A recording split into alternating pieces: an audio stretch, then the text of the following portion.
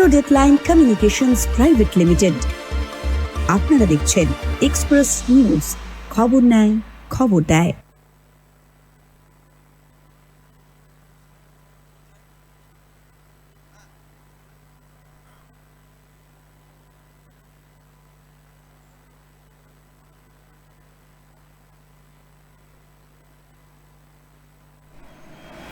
নমস্কার, শুভ সন্ধ্যা। লোকসভার দখলদারির আজ সকাল ৮টা থেকে যে অনুষ্ঠান আমরা শুরু করেছিলাম, আশা করি আমাদের সঙ্গে আপনারা সেই অনুষ্ঠানে পর্দার ওপারে যোগ দিয়েছিলেন এবং দুর্গাপুরে সম্ভবত আমরাই একমাত্র সকাল থেকে এই অনুষ্ঠান করছি এবং আপনারা আমাদের সঙ্গে ছিলেন। আমরা শেষ পর্যায়ে এই অনুষ্ঠানের এলাম এবং ইতিমধ্যেই আপনারা জানেন যে দুর্গাপুর, আসানসোল এবং বর্ধমান, দুর্গাপুর ইত্যাদি শিল্পাঞ্চল সহ গ্রামীণ অঞ্চল এবং অন্যান্য যে 8টি কেন্দ্রে যে ভোট হয়েছে এই রাজ্যে, প্রত্যেকটি ভোটেরই বিস্তৃত ফলাফল আমরা দেওয়ার চেষ্টা করেছি এবং ঘটনা পরম্পরায় যেটা ঘটেছে সেগুলোও চেষ্টা করেছি। এখন শেষ পর্যায়ে অনেক ভোট প্রায় শেষ হয়ে এসেছে এবং তার এখন শেষ পর্যায়ে আমরা এই অনুষ্ঠানে এলাম এবং আজকে আমাদের সঙ্গে এই শেষ পর্যায়ের অনুষ্ঠানে যিনি আছেন, এক সময়ে শিল্পাঞ্চলের বিশিষ্ট নেতা, যিনি অবশ্যই বিপ্রেন্দু চক্রবর্তীর থেকেও ভজনদা হিসেবে যার বেশি পরিচিতি এবং সব মানুষই ভজনদাকে প্রায় ভজনদার নাম জানেন না এমন লোক দুর্গাপুরে যারা থাকেন সেরম লোক বিরল। সেই ভজনদা আজকে আমাদের সঙ্গে আছেন শেষ পর্যায়ে। ভজনদা, আমি এই অনুষ্ঠানে আপনাকে স্বাগত জানাচ্ছি। নমস্কার। এবং দুর্গাপুর, আসানসোলের এই শিল্পাঞ্চলের একজন বিশিষ্ট শুধু রাজনৈতিক ব্যক্তিত্ব নয়, সমাজসেবী এবং অন্যান্য বিভিন্ন অ্যাক্টিভিটিসের সঙ্গে আপনি সবসময় নিজেকে জড়িত রেখেছেন। আপনাকে স্বাগত জানাচ্ছি অনুষ্ঠানে। আমার প্রথম সব কিছুই আমাদের এই যে লোকসভা ভোটের যে একটা বিশাল যে উৎসব যে চলছে, প্রায় এখনও আরও 3টি ফেজ বাকি আছে, তো সেই অনুষ্ঠানে তো আমরা বিভিন্ন অনুষ্ঠানে সবসময়ই আছি। আজকে আমি যে প্রশ্ন দিয়ে আপনাকে প্রথম শুরু করতে চাই সেটা হচ্ছে যে আপনারা এই রাজ্যে শূন্য, বিধানসভায় শূন্য, লোকসভায় শূন্য, আজকের এই অষ্টাদশ যে সংসদ যে তৈরি হতে যাচ্ছে, সেই প্রেক্ষাপটে দাঁড়িয়ে আপনার আজকে কেমন মনে হচ্ছে? এই শূন্য থেকে কি আবার শুরু করা যায়? বামপন্থীরা এই সময়ের মধ্যে 2019 বা 2021-এ লোকসভা, বিধানসভা নির্বাচনে যে শূন্য হয়েছে, এটাই প্রথম নয়।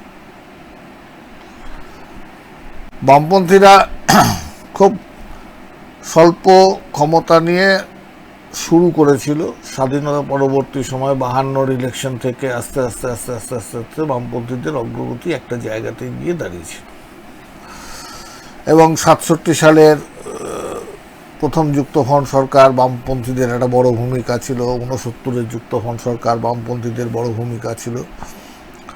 71 সালে লোকসভা নির্বাচনে শ্রীমতী ইন্দিরা গান্ধীর রথ ধানবাদে এসে আটকে গিয়েছিল। পশ্চিমবাংলাতে আমরা 40টা আসনে, তখন 40টা লোকসভার আসন ছিল, তার মধ্যে 20টা আসনে আমরা জয়ী হয়েছিলাম। সারা ভারতবর্ষে আমরা 25টা আসন পেয়ে ভারতবর্ষের সংসদের দ্বিতীয় বৃহত্তম দল হিসেবে নিজেদের প্রতিষ্ঠিত করেছিলাম 1971। শ্রীমতী ইন্দিরা গান্ধী বাংলাদেশ যুদ্ধ নানান কারণে তিনি 2/3 মেজরিটি পেয়েছিলেন, গরিবি হটাও স্লোগান ইত্যাদি। যাই হোক, তারপরে ইন্টারনাল এমার্জেন্সি 72-এর নির্বাচনে 71 সালে 67 সালে আমরা সিপিআইএম পেয়েছিলাম 44টা সিট, 69 সালে পেয়েছিলাম 83টা সিট, 71 সালে আমরা মেজরিটি পেতাম। হেমন্ত বসুর হত্যাকাণ্ড নিয়ে এক ভয়ঙ্কর অপপ্রচার আমাদের ফলাফলকে দারুণভাবে নেতিবাচক দিক থেকে প্রভাবিত করেছিল। তা সত্ত্বেও আমরা একক বৃহত্তম দল হিসেবে পশ্চিমবঙ্গ বিধানসভাতে আমরা আমাদের স্থান করে নিয়েছিলাম, 123টা আসন পেয়েছিলাম। কিন্তু সেই সময় রাজ্যপাল আমাদের সরকার করতে ডাকেনি, ডাকলেন 5 জনের নেতা অজয় মুখার্জিকে সরকার করতে। তারপরে 71-এর সেই সরকার বেশি দিন টেকেনি। 72-এ আবার যখন নির্বাচন হলো, সেই নির্বাচনের কথা গোটা ভারতবর্ষের মানুষ জানে। জয়প্রকাশ নারায়ণ থেকে শুরু করে মানুষ বুঝেছে 72 সালে যে গণতন্ত্র কিভাবে লঙ্ঘিত হয়েছে। এবং তখন বামপন্থীরা সেই 123 থেকে এক বছরের মধ্যে 14টা সিটে জিতেছিল। আমরা বলেছিলাম যে এই নির্বাচনটাই হচ্ছে একটা জালিয়াতির নির্বাচন, অতএব এই বিধানসভাতে আমরা অংশগ্রহণ করব না। আমাদের বিধানসভার সদস্যরা শপথও নেয়নি, অংশগ্রহণও করেনি, কোনো রেমুনারেশনও নেয়নি, বিধায়ক হিসেবে যে সুযোগ সুবিধা সেটাও নেয়নি। শূন্য ছিল, সেটাও তো একটা শূন্য ছিল। সেই শূন্যের পরে 77 সালে যখন লোকসভা নির্বাচন হলো, তখন জনতা পার্টির সাথে বোঝাপড়া করে আমরা পশ্চিমবাংলাতে একক বৃহত্তম দল হিসেবে আবার আত্মপ্রকাশ করেছি 77-এ শূন্য থেকে। আর লোকসভা নির্বাচনের পরে বিধানসভা নির্বাচনে প্রফুল্ল সেন, বিজয় সিং নাহার, এদের কাছে আমরা সেই সময় জ্যোতি বসু এবং সরোজ মুখার্জি বলেছিল যে বিধানসভার টোটাল আসনের 45% আপনারা আমাদের বামপন্থীদের দিন, আর 55% আসনে আপনারা জনতা পার্টি লড়াই করুন। কিন্তু ওরা বললেন যে আপনাদের আমরা 40 থেকে 45টার বেশি আসন দেব না। ওদের এই একগুঁয়েমির সামনে দাঁড়িয়ে সেই সময় যৌথভাবে কংগ্রেসের বিরুদ্ধে লড়াইয়ের যে মঞ্চ সেটা ভেঙে গেল। আমরা বামপন্থীরা লড়াই করলাম, তখন সিপিআইও আমাদের সাথে ছিল না। আমরা 177টা সিটে সিপিআইএম জিতেছিলাম। 72-এ শূন্য, 77-এর বিধানসভা নির্বাচনে 177। তারপর থেকে তো আপনাদের ঘুরে আর পেছনে আমরা 34টা বছর পশ্চিমবাংলায় 34টা বছর কিন্তু একটা খুব দীর্ঘ সময়। হ্যাঁ, 7-7টা বিধানসভা নির্বাচনে আমরা 34টা বছরের পরে 2011-র পর থেকে আপনারা 2011-তে আমরা পরাজিত হয়েছি। এবং সেই পরাজয়টাকে নিয়ে আমাদের বক্তব্য হচ্ছে যে আমরা পরাজিত হয়েছি 2011-তে, এটার মধ্যে কোনো ব্যাপার নেই। সেই পরাজয় থেকে শিক্ষা নিয়ে আমরা আমাদেরকে মানুষের কাছে গ্রহণযোগ্য করে তোলা এবং আমাদের বিরুদ্ধে তার আগে আমার একটা প্রশ্ন আছে।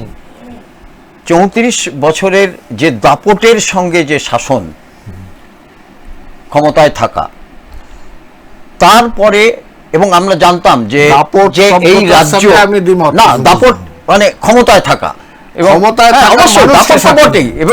কারণ তখন প্রায় বিরোধী শূন্য ছিল। না, ক্ষমতায় থাকা মানুষকে সাথে নিয়ে, হ্যাঁ ঠিক আছে, এবং ঠিক আছে, কিন্তু বিরোধীরা শূন্য ছিল প্রায়। না, বিরোধীরা ছিল যেমন তাদের ক্ষমতা। হ্যাঁ, আমি সেটাই বলছি, প্রায় শূন্যই বলা যায়। কিন্তু আমি যেটা বলছি, কারণ জ্যোতি বুদ্ধবাবুকে বলতে হয়েছিল যে আমরা 235, ওরা 35। এই ধরনের কথা, একটা শব্দকে না, কিন্তু যাই হোক, আমি যেখানে বলছি যে আমরা জানতাম যে বামেদের সংগঠন প্রত্যেকটা ক্ষেত্রে, প্রত্যেকটা শাখায়, যতগুলো শাখা আছে প্রত্যেকটা শাখায় অত্যন্ত শক্তিশালী সংগঠন এই রাজ্যে। অথচ 2011-য় দেখলাম আমরা যে সেই সংগঠনগুলো তাসের দেশের মতো ঝরে পড়লো। না, তার মানে কি এই সংগঠনে কোথায় ফাঁক ছিল আপনাদের? পুরোটাই কি একটা মানে ইউটোপিয়ান সংগঠন বলা যায়? আমি বলি যে অনেকগুলো ফ্যাক্টর আছে, মানে খুব সরল কোনো রেখাতে কোনো সিদ্ধান্তে উপনীত হওয়া যাবে না। যে নিশ্চয়ই সাংগঠনিক দুর্বলতা ছিল, আমাদের যে নীতির উপর ভিত্তি করে আমাদের গভর্নমেন্ট চলছিল, আমরা যখন হচ্ছে যে অপারেটিভ পার্টে সেই নীতিকে কার্যকরী করার ক্ষেত্রে আমাদের বিভিন্ন স্তরে কিছু দুর্বলতা, ত্রুটি, বিচ্যুতি ইত্যাদি ছিল না তা নয়, আমরা সেটা অস্বীকার করিনি। আমরা তার যথাযথ মূল্যায়ন করার চেষ্টা করেছি, বারে বারে করেছি, এখনো করছি, প্রতিনিয়ত আমরা সেটার মধ্যে আছি। এবারকে বামপন্থীদের বিরুদ্ধে একটা সামগ্রিক এই সিস্টেমের মধ্যে, বামপন্থীরা তো এই সিস্টেমের অংশীদার নয়, বামপন্থীরাই একমাত্র দল, একমাত্র মতাদর্শ, একমাত্র ভাবনা যে এই সিস্টেমকে জনস্বার্থে পরিবর্তন করার পক্ষে।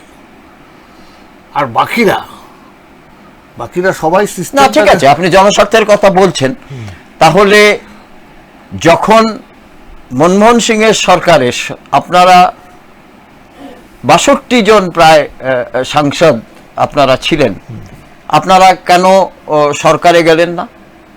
আপনারা কেন বাইরে থেকে শুধু বললেন সমর্থন দেব এবং পরবর্তী ক্ষেত্রে সমর্থন আপনারা তুলে নিলেন? আমাদের কথা হচ্ছে যে আপনি জনস্বার্থের কথা যদি বলেন, আজকে যদি আমি এই জন্য কথাটা বললাম যে আজকে পশ্চিমবঙ্গ থেকে যদি আপনার 6 জন মন্ত্রী যদি সেখানে যেতেন, তাহলে ঘুরে ফিরে পশ্চিমবঙ্গের আরো উন্নয়নটা হতে পারত দ্রুত, কারণ সেখানে এমপি ল্যাডের টাকা ছিল, আরো বিভিন্ন পরিকল্পনা। টাকা তো মন্ত্রীরা আলাদা করে পায় না, সব এমপি যেভাবে আমি এই যে জায়গাটা না, এই জায়গাটাকে আমি বলি যে গভর্নমেন্টে অংশীদার হওয়া আর গভর্নমেন্টের এক্সিকিউটিভ ফাংশনিং এর মধ্যে ঢুকে যাওয়া, দুটোর মধ্যে না খুব দুর্ভাগ্যজনক। এই জন্য বলছি যে আপনারা থাকলেন না সরকারে, কিন্তু পরবর্তী ক্ষেত্রে আপনারা যখন উইথড্র করে নিলেন নিজেদেরকে, তার কারণটা কিন্তু সেটা সাধারণ মানুষ এমনকি আপনার দলেরও যারা সাধারণ মানুষ তাদের কাছেও কিন্তু এখনো দুর্বোধ্য যে ওই 1, 2, 3 যে আমেরিকার যে নীতি, সেই ভিত্তিতে ওটা কি গায়ে মাখে না মাথায় মাখে, সেটা কি, সেটা এখন সাধারণ মানুষরাও বুঝলো না, অথচ আপনারা উইথড্র করে নিলেন। দেখেন, একটা জিনিস আমি বলি আপনাকে,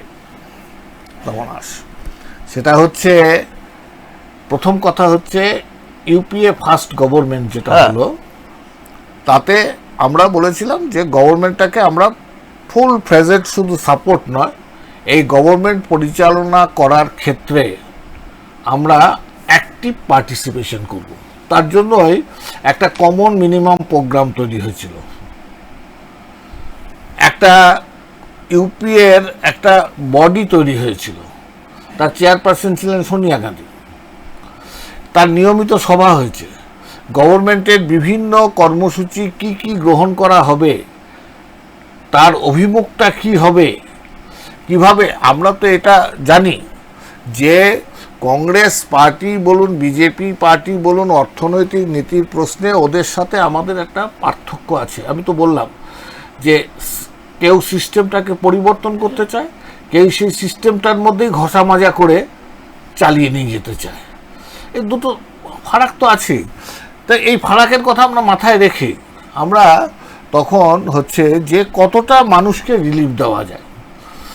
ধরুন, ফার্স্ট ইউপিএ গভর্নমেন্টের কমন মিনিমাম প্রোগ্রামের মধ্যে যে কাজগুলো ছিল, আপনি আজকে 100 দিনের কাজ, 100 দিনের কাজ করার জন্য তো কনস্টিটিউশন অ্যামেন্ডমেন্ট করতে হয়েছে।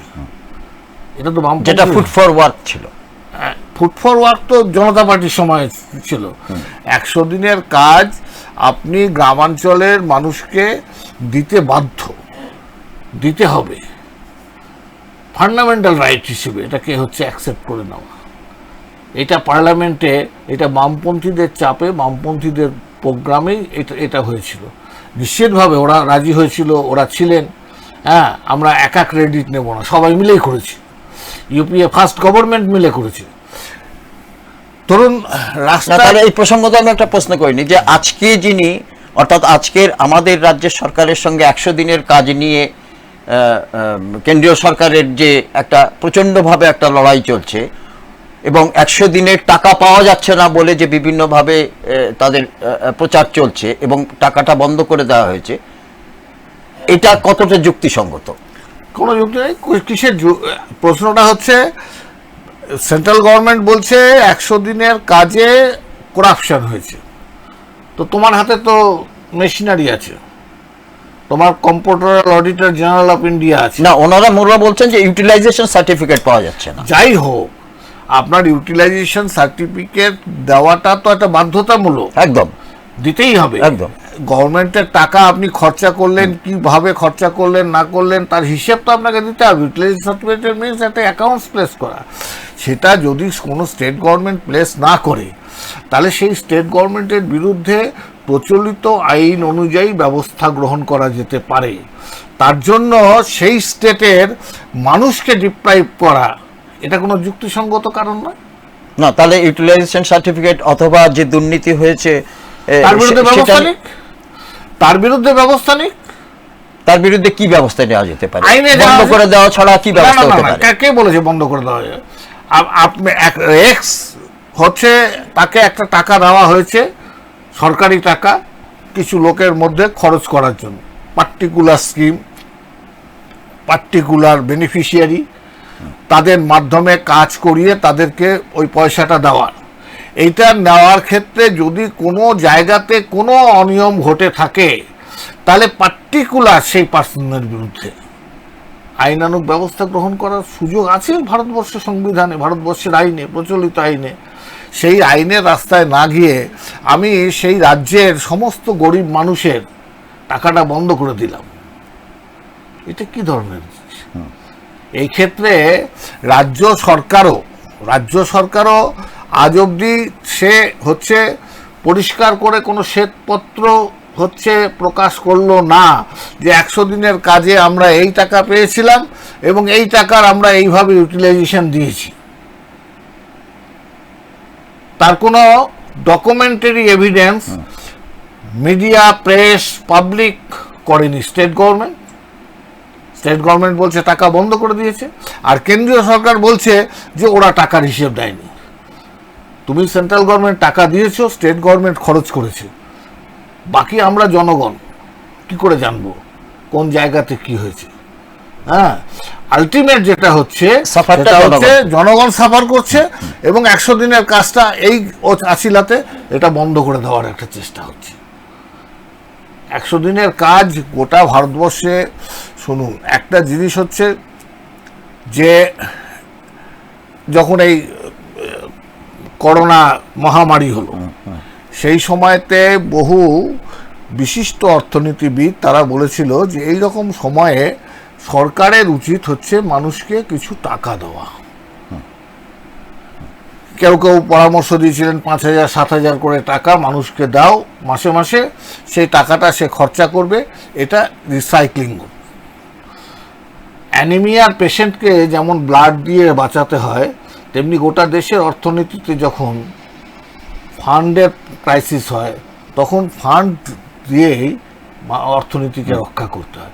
কারণ গরিব মানুষ, প্রান্তিক মানুষ, তারা টাকা পেলে সেই টাকা দিয়ে তারা তাদের প্রয়োজনীয় জিনিসপত্র কেনেন, আর ওই প্রয়োজনীয় জিনিসপত্র কেনার মাধ্যমে তারা হচ্ছে অর্থনীতিকে চাঙ্গা করে। এটাই তো বিষয়। তো 100 দিনের কাজ আজকে প্রায় বন্ধই হয়ে গেছে। তেমনি যেমন ধরুন সেই সময়তে ফার্স্ট ইউপিএ গভর্নমেন্টের সময় ডক্টর মনমোহন সিংও স্বীকার করেছিলেন 2008-এর রিসেশন সারা ভারত পৃথিবী জুড়ে আমেরিকার অর্থনীতি মুখ থুবড়ে পড়ে গিয়েছিল। আমেরিকাতে ফ্ল্যাট এবং হচ্ছে গাড়ি যারা ধারে কিনেছিল, হাজারে হাজারে যখন ছাঁটাই হয়ে গেল, ঋণ খেলাপি হয়ে ব্যাংকের পক্ষে ওইগুলোকে নিয়ে রিসেল করার ব্যবস্থা ছিল না। বন্যা হলে যেমন হচ্ছে মানুষ ত্রাণ দেয়, তেমনি আমেরিকার অর্থনীতিকে রক্ষা করার জন্য মার্কিন সরকারকে তখন ত্রাণ দিতে হয়েছে।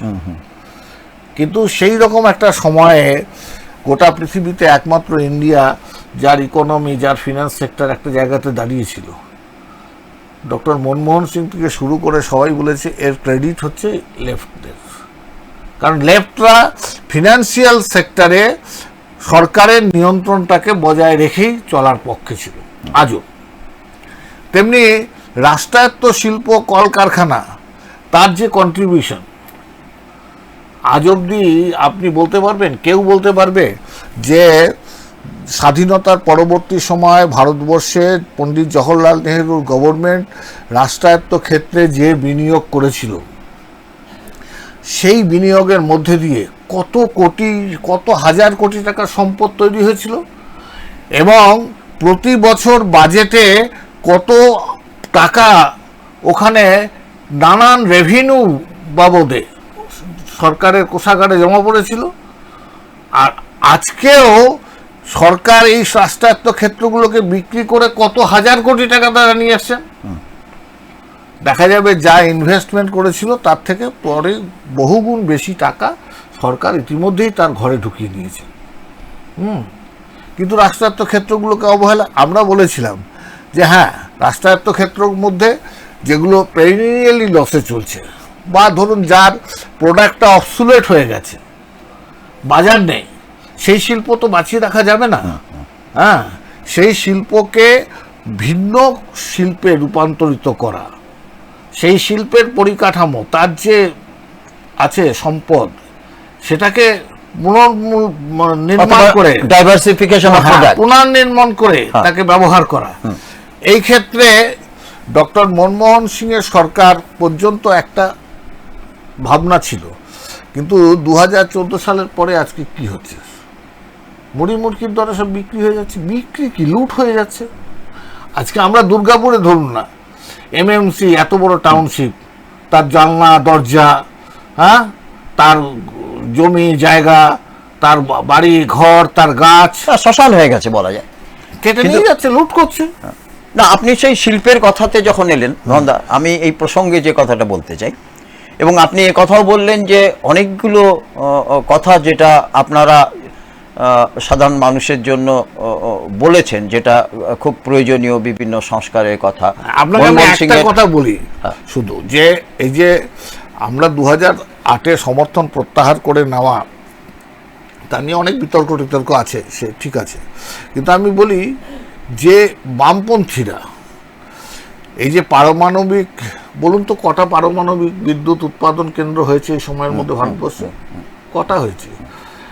পারমাণবিক বিদ্যুৎ উৎপাদন করার জন্য যে চুক্তিটা ছিল, বামপন্থীদের বক্তব্য ছিল যারা চুল্লিগুলো সাপ্লাই করবে তার নিরাপত্তার দায়িত্ব তাদেরকে নিতে হবে, তার ইন্স্যুরেন্স কভারেজ সেই দেশের ইন্স্যুরেন্স কোম্পানিকে নিতে হবে। এক, দুই হচ্ছে তুমি ইউরেনিয়াম আমাকে সাপ্লাই করবে, সেই ইউরেনিয়াম ব্যবহার করে আমি বিদ্যুৎ উৎপাদন করব, এবং তার পুনর্ব্যবহারের সুযোগ যদি থাকে সেটা করার সুযোগ আমাকে দিতে হবে। আমার দেশে পারমাণবিক গবেষণা এটা বন্ধ করব না আমি। আমাদের দেশের কংগ্রেস গভর্নমেন্টের সময় থেকেই আমাদের দেশের একটা নীতি। আমি একটুখানি থামাচ্ছি আপনাকে। এই যে কথাটা, এই পারমাণবিক বিদ্যুৎ কেন্দ্র, এটাও একটা করার পরিকল্পনা অবশ্যই বুদ্ধবাবুর একটা মাথায় ছিল, এবং এটা প্রচুর মানুষের কর্মসংস্থানের একটা সম্ভাবনা ছিল, এটা নিয়ে কোনো দ্বিমত নেই। সেটা যে কোনো কারণে হয়নি, আমি তাতে যাচ্ছি না। আমি বলছি যে সিঙ্গুর হলো না, এবং এখনো অনেকের ধারণা যে আজকে টাটার কারখানা সেখানে হলে ভারতবর্ষের পূর্বাঞ্চলের অর্থনীতিতে একটা ব্যাপক পরিবর্তন আসতে পারত, অথবা আমাদের রাজ্যের অর্থনীতিতে তো আসতই, এতে কোনো সন্দেহ নেই। কিন্তু আজকে আমি আপনাকে যে প্রশ্নটা করতে চাই, যে সিঙ্গুর যে কোনো কারণে হয়নি, সিঙ্গুরের সেই কারখানাও এখন খণ্ডহর হয়ে গেছে, পুরো ভেঙে ধূলিসাৎ হয়ে গেছে, কিন্তু সিঙ্গুরের মানুষ, তাদেরকে আপনারা তো এখনো বোঝাতে পারলেন না। আপনারা বামপন্থীরা সেখানে শিল্পায়ন করতে চেয়েছিলেন, সেখানে সেই শিল্পায়নটা হয়নি, কিন্তু সিঙ্গুরের মানুষকে তো আজকে আপনারা এখনো বোঝাতে পারলেন না যে এই কারখানাটা হলে তোমাদের ভালো হতো, তোমরা এই কারখানাটা বাধা দিয়ে তোমরা ভালো করনি। আজকে সিঙ্গুরের মানুষ কিন্তু আপনাদের এখনো পর্যন্ত গ্রহণ করতে পারেনি, তার কারণটা কি? দেখেন, একটা কথা আমি বলি, এই যে ভোটের রেজাল্টের নিরিখে বা ধরুন 2011 সালের পর, আমি ভোটের রেজাল্টের কথা বলছি না, আমি একেবারে শিল্পের কথা বলছি। শিল্পের ব্যাপারে আমি যদি বলি যে সিঙ্গুর, হ্যাঁ আমি সিঙ্গুরে যে সিঙ্গুরে যে 997 একর জমি যেটা অধিগ্রহণ করা হয়েছিল, সেই জমি অধিগ্রহণ নিয়ে আজকের মাননীয় মুখ্যমন্ত্রী, সেই সময় বিরোধী দলের নেত্রী মমতা ব্যানার্জির আপত্তি ছিল। হ্যাঁ, কারখানা হয়নি, আমি পরিষ্কার বলছি, হয়নি, কোনো কারণে হয়নি। আমি এই সিঙ্গুরের প্রশ্নে আমি নিজে স্ট্যান্ডিং কমিটির চেয়ারম্যান ছিলাম, আমি কমিটি অন পাবলিক আন্ডারটেকিংয়ের চেয়ারম্যান ছিলাম অ্যাসেম্বলিতে। সেই সময় সিএজির সিঙ্গুর নিয়ে যে অডিট প্যারাগুলো হয়েছিল তার জবাব আমি করেছিলাম, ক্লিঞ্চ করেছিলাম। সিঙ্গুরে শ্রীমতী মমতা ব্যানার্জি যে অনিচ্ছুক কৃষকের জমির পরিমাণের কথা বলেছিলেন, উনি কিন্তু আজও প্রমাণ করতে পারেননি যে পরিমাণটা সেইটা, বুঝেছেন? 40-42 একর জমি। সিঙ্গুর একটা, আমি বলবো যে সিঙ্গুর একটা গভীর রাজনৈতিক ষড়যন্ত্র, মানুষের জানা উচিত। আমি বলি, এই কারণে বলছি যে পশ্চিমবাংলাতে আমরা 77 সালে যেদিনকে ক্ষমতায় এসেছিলাম, সেদিনকে পশ্চিমবাংলায় দারিদ্র সীমা রেখার নিচে বসবাস করত মানুষের সংখ্যা কত ছিল জানেন? 72%, 72%। পশ্চিমবাংলাতে সেচ সেবিত এলাকার জমির পরিমাণ ছিল মোট কর্ষণযোগ্য জমির 28%। পশ্চিমবাংলাতে চালের জন্য অন্ধ্রপ্রদেশের কাছে, হরিয়ানার কাছে হাত পাততে হতো, এবং জ্যোতি বসু মুখ্যমন্ত্রী থাকাকালীন জ্যোতি বসুকে বহুবার সেন্ট্রাল গভর্নমেন্টকে চিঠি দিতে হয়েছে যে অন্ধ্র থেকে বা হরিয়ানা থেকে আমাদের চাল পাঠাও, সেন্ট্রাল গভর্নমেন্ট FCI চাল পাঠাও, তা নাহলে আমাদের রেশনিং ব্যবস্থা বিপর্যস্ত হয়ে যাবে। সেই স্টেট যখন খাদ্য শস্য উৎপাদনে 1 নম্বরে যাওয়া শুধু নয়, পশ্চিমবাংলার মানুষের প্রয়োজন মিটিয়ে সারপ্লাস করলো।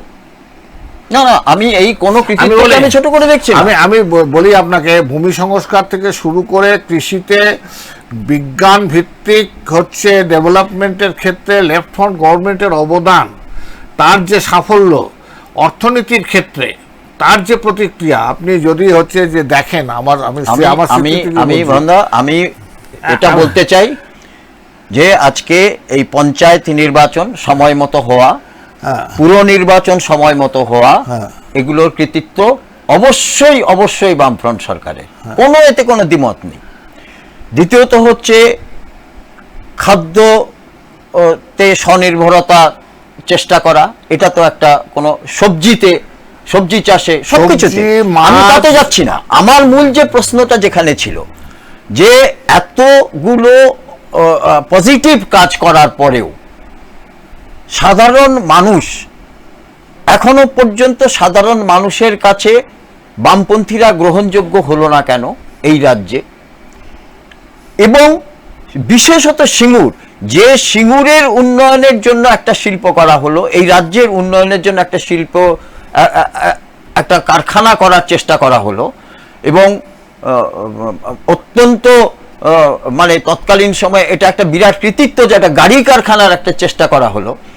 সেই কারখানাটা চলে গেল কোনো কারণে, কিন্তু পরবর্তী ক্ষেত্রে বামপন্থী কমরেডরা সেই সিঙ্গুরের মানুষকে বোঝাতে ব্যর্থ হলেন যে কারখানাটা এখান থেকে চলে যাওয়ায় তোমাদের লস হয়েছে এবং তোমরা সেটা ভুল করেছো। এই কথাটা আপনারা বোঝাতে পারেননি। অ্যাকচুয়ালি শোনেন, আমি বোঝাতে পারিনি বা পেরেছি এমন সাফল্যের দাবিও আমি করব না। আমি যেটা বলবো যে মানুষকে নানানভাবে, মানুষের মধ্যে যে বিভ্রান্তি তৈরি করা হয়েছিল বামপন্থীদের বিরুদ্ধে, সেই বিভ্রান্তি কাটিয়ে মানুষের কাছে আবার বামপন্থীদের গ্রহণযোগ্য হওয়ার জন্য কিছুটা সময় নিশ্চিতভাবেই লাগবে। আমরা সেই সময় দিচ্ছি না, 12 বছর সময়টাকে খুব না কম। না না আজ শুনুন, একমাত্র আমি বলি আজকে দুর্গাপুরে সময় মতো পুরো নির্বাচন হয়নি। হ্যাঁ, তার বিরুদ্ধে প্রতিবাদে রাস্তায় কে আছে? তার বিরুদ্ধে প্রতিবাদে রাস্তায় কে আছে? আজকে ধরুন এই যে 12টা বছর পশ্চিমবাংলায় বামপন্থী দল, বামপন্থী নেতা কর্মীরা কিভাবে আক্রান্ত হয়েছে,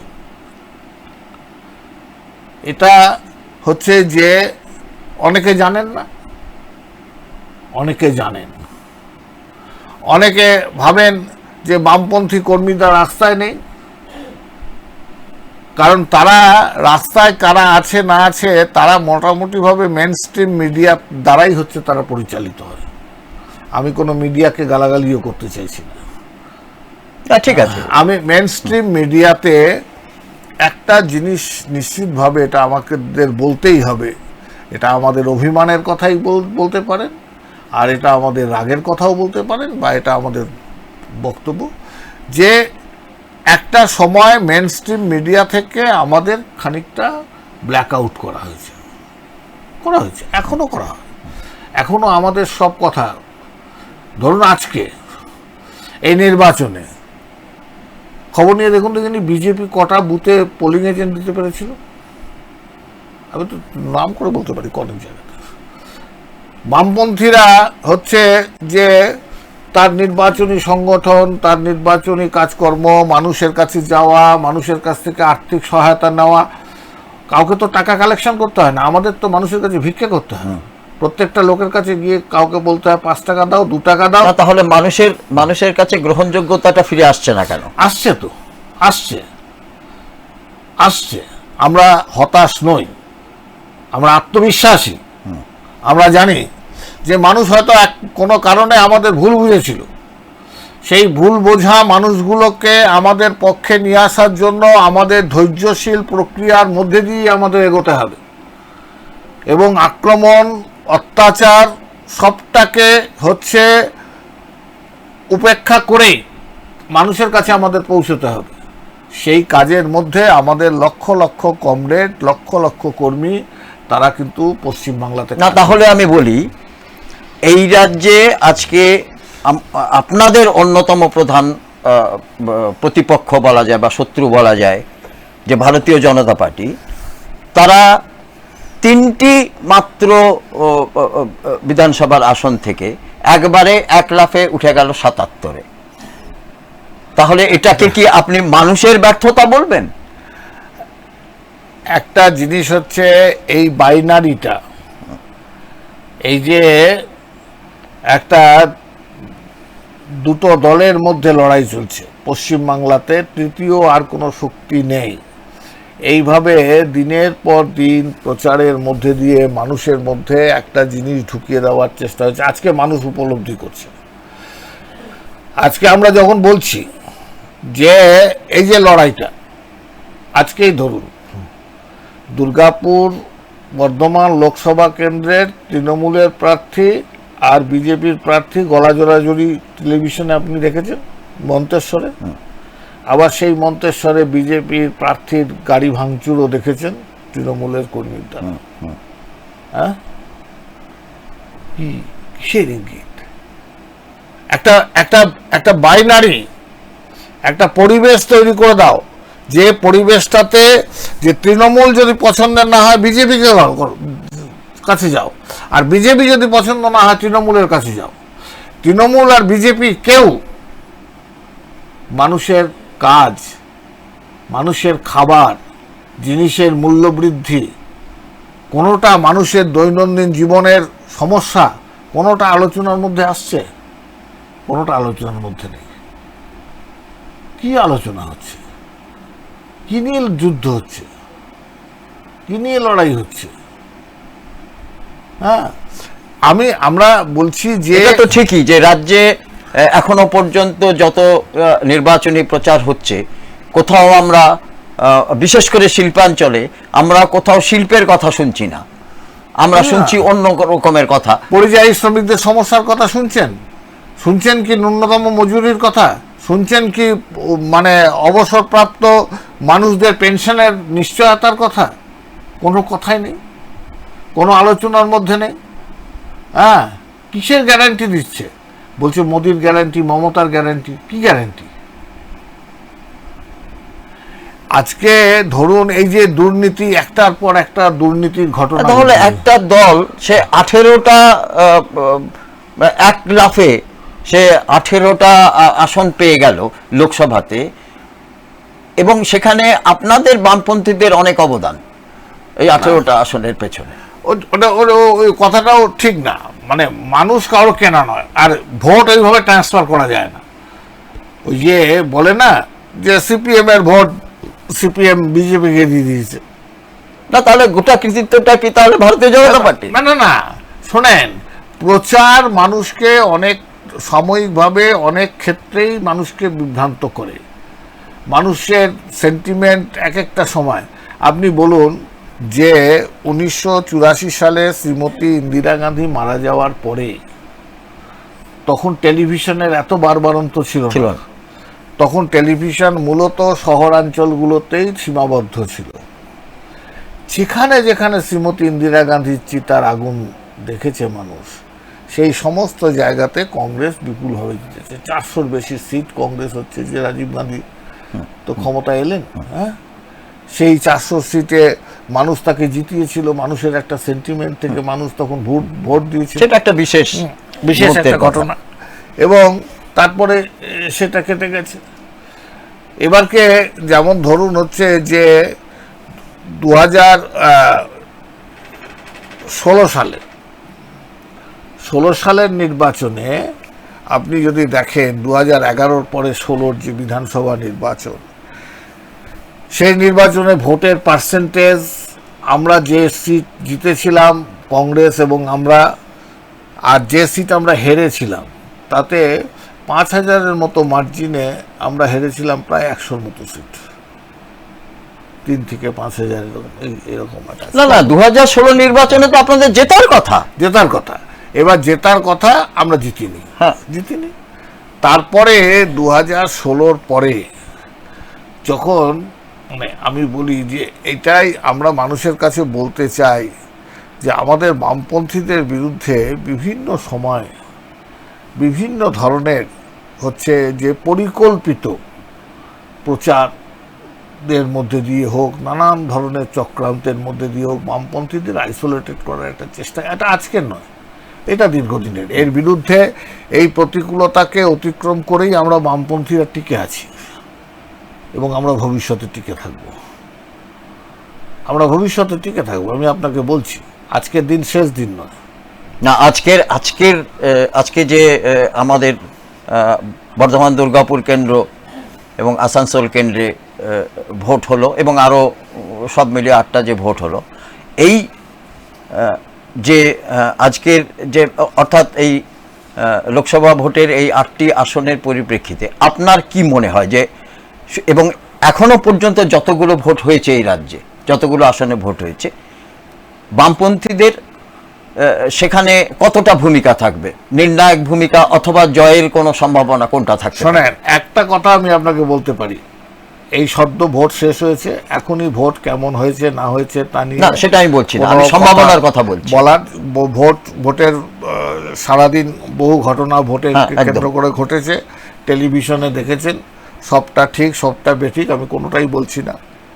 আমি এইটুকু বলতে চাইছি আপনাদের যে যারা আমাদের শূন্য দেখে আনন্দিত হয়েছিল, তাদের অনেকেরই কপাল কুঁচকে যাবে এবারকে।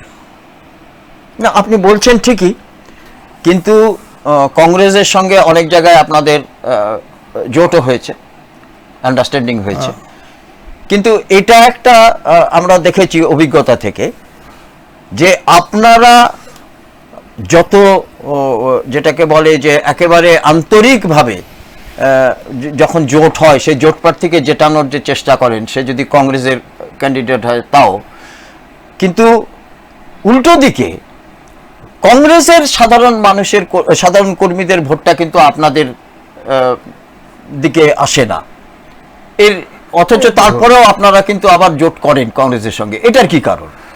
শোনেন, একটা জিনিস হচ্ছে যে ইউনিটির একটা আলাদা অ্যাপিল আছে, আর ইউনিটির যদি কারণ থাকে, আজকে আমাদের সামনে, গোটা দেশের সামনে সবচেয়ে প্রধান বিপদ হচ্ছে ভারতীয় জনতা পার্টির উত্থান। সাংবাদিক, সংবাদপত্র জগতের সাথে যারা আপনারা আছেন, তারাও হাড়ে হাড়ে টের পাচ্ছেন যে বিন্দু মাত্র হচ্ছে ভিন্ন মত পোষণ করা যে ভয়ঙ্কর পরিণতির দিকে যে কোনো মানুষকে যে কোনো সময় নিয়ে যেতে পারে, তার অসংখ্য উদাহরণ ভারতবর্ষে মোদী গভর্নমেন্টের সময় ছড়িয়ে ছিটিয়েছে। ভারতবর্ষের সংসদীয় গণতান্ত্রিক ব্যবস্থা বহু ঘাত প্রতিঘাতের মধ্যে দিয়ে কিন্তু এগিয়েছে, এবং এই সংসদীয় গণতান্ত্রিক ব্যবস্থা বারে বারে আক্রান্ত হয়েছে, মানুষই তাকে রক্ষা করেছে, আবার হচ্ছে যে সে প্রতিষ্ঠিত হয়েছে। হ্যাঁ, এ তো হয়েছে। আজকে ধরুন এই মোদী গভর্নমেন্টের 2014-তে উনি যখন ভারতবর্ষের প্রধানমন্ত্রী হিসেবে পার্লামেন্টে গেলেন, ষষ্ঠাঙ্গে প্রণাম করেছিলেন।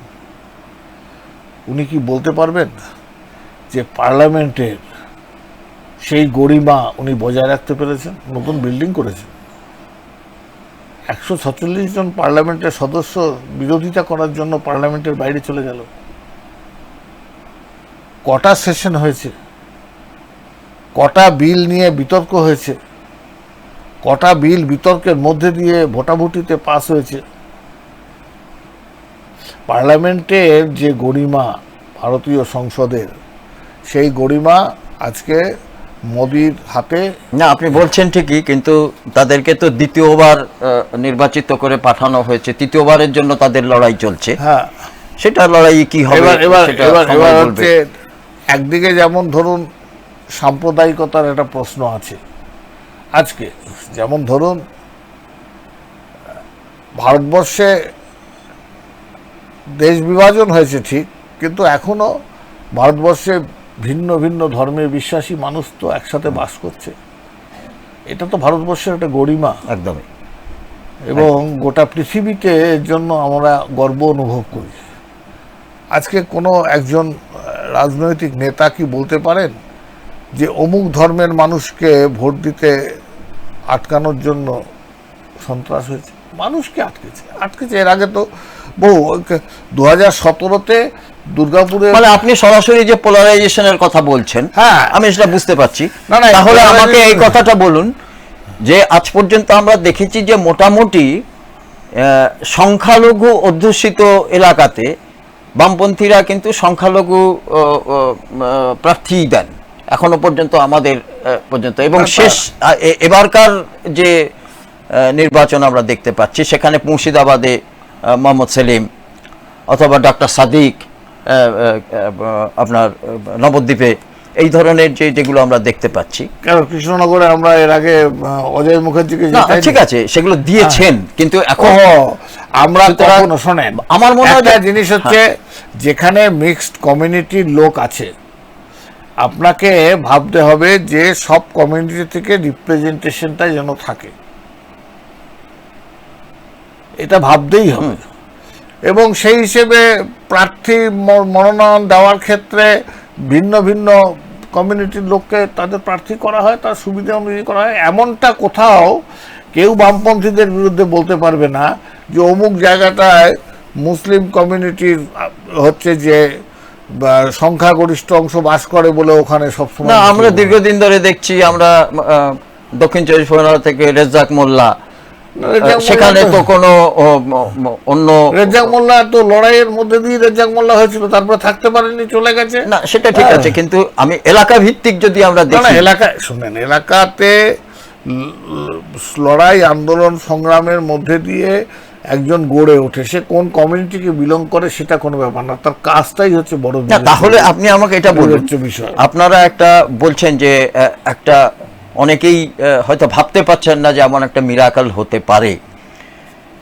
আমাকে এটা বলুন যে আপনারা যেটা বলছেন যে এই রাজ্যে আপনারা সরাসরি মমতা বিরোধী, এতে কোনো কোথাও দ্বিমত নেই? একদম। অথচ আপনারা দিল্লিতে গিয়ে আপনারা আবার তারই পাশে বসছেন একটা কি ইন্ডি জোট না ইন্ডিয়া জোট কিছু একটা তৈরি করে। এটা কি একটা দ্বিচারিতা নয়? কারণ যখন কেন্দ্রে যদি আপনি আসেন, আজকে যদি একটা কোয়ালিশন সরকার হয়, সেখানে তো উনি যাবেন এবং সেখানে আপনিও থাকবেন। যাবেন না? উনি তো যাবেন। উনি তো যাবেন না, উনি তো চলে গেছেন, আর তো নেই।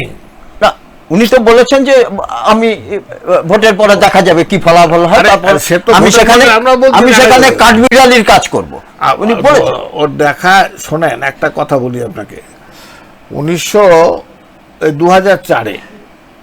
2004-এ অটল বিহারী বাজপেয়ীর গভর্নমেন্ট চলে যাওয়ার পরে কংগ্রেসের সরকারকে আমরা যে সমর্থন করলাম বাইরে থেকে, আমাদের 64 জন এমপি পার্লামেন্টে, সেই 64 জনের মধ্যে 62 জন আমাদের জিতে এসেছিল কংগ্রেসকে পরাজিত করে। বুঝেছেন? সেদিনকে কেউ দ্বিচারিতার কথা বলেন। দ্বিচারিতা নয়। ভারতবর্ষ একটা এত বড় দেশ, এই দেশের বিভিন্ন রাজ্যের বিভিন্ন পলিটিক্যাল কম্পোজিশন বিভিন্ন ধরনের। দেখুন, সরাসরি রাজনৈতিক লড়াই করে পরাজিত হওয়া, তাতে কোথাও কোনো অপরাধ নেই, সেটাও কোনো হীনমন্যতা নেই, সেখানে কোনো হীনমন্যতা নেই।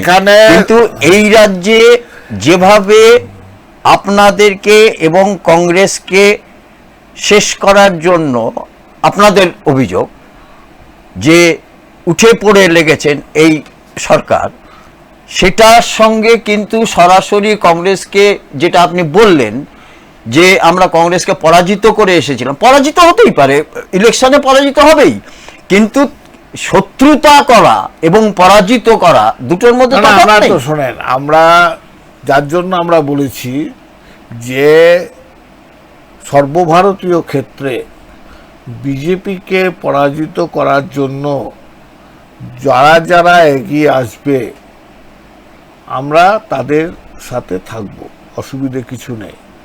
কিন্তু বিভিন্ন স্টেটের বিভিন্ন, আজকে কেরালাতে মানে তার কোনো কিছু বিচার করা হবে না, মানে সে হলেই হলো না। না না না, শুনুন, আপনি বলছি বিচার যদি আমরা না করতাম তাহলে আমরা এখানে বোঝাপড়া করতাম না। না, বোঝাপড়া অন্য জিনিস।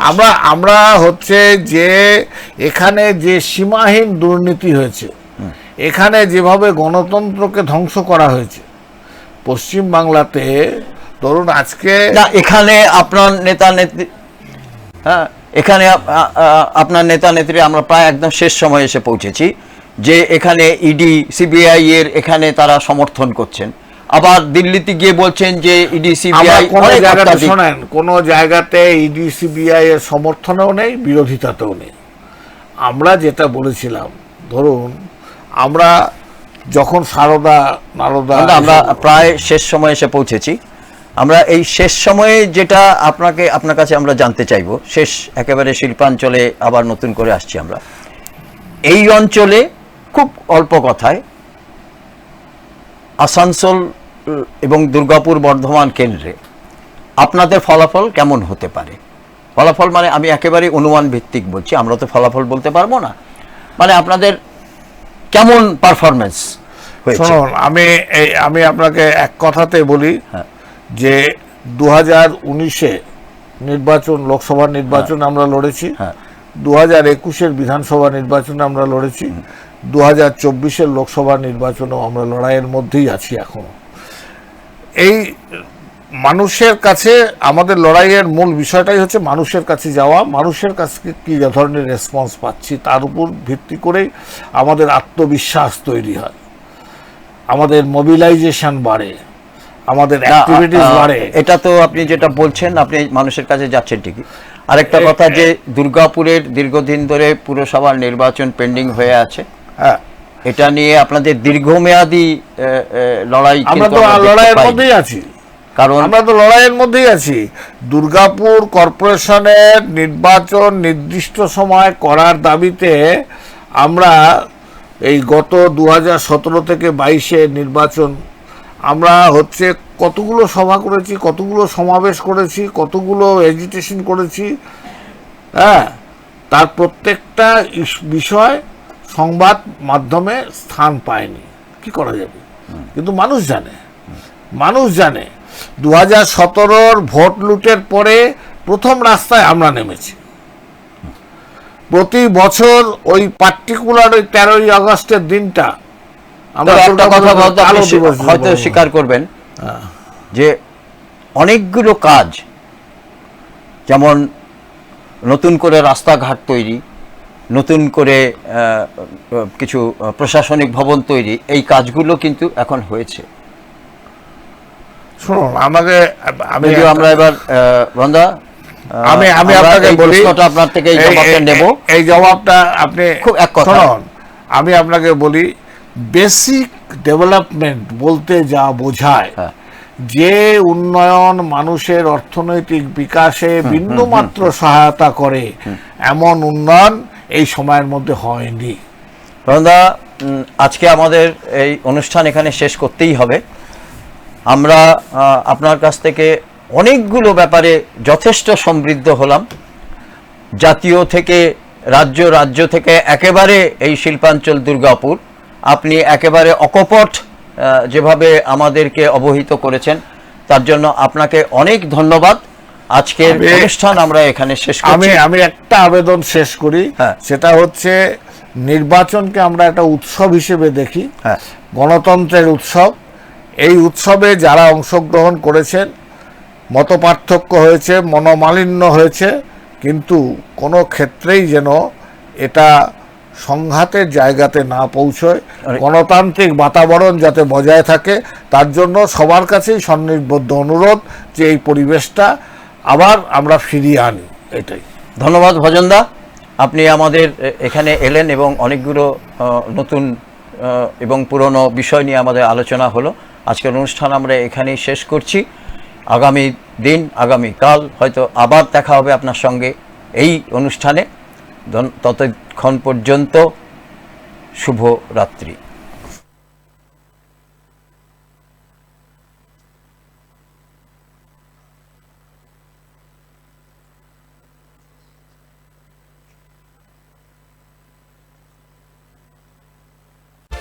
এই হলো ডেডলাইন কমিউনিকেশনস প্রাইভেট লিমিটেড। আপনারা দেখছেন এক্সপ্রেস নিউজ, খবর নেয়, খবর দেয়।